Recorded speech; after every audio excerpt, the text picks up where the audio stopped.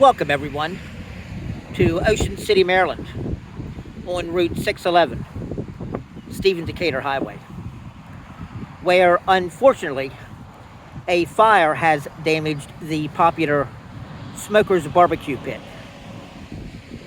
In the wee hours of Tuesday morning, a series of strong storms with embedded lightning swept through the area. One such lightning strike apparently struck the rustic-themed restaurant catering to wood-smoked pork, beef, chicken, and fish.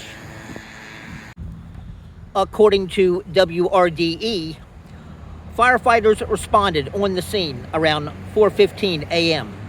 and found the building engaged. Owners said that the business will be closed while repairs are made, but once reopened, will be better than ever. With the resort now in the height of summer, vacationers will have one less carry-out option until repairs can be made. Thanks for joining us, and we'll let you know when the well-favored carry-out is back up and running.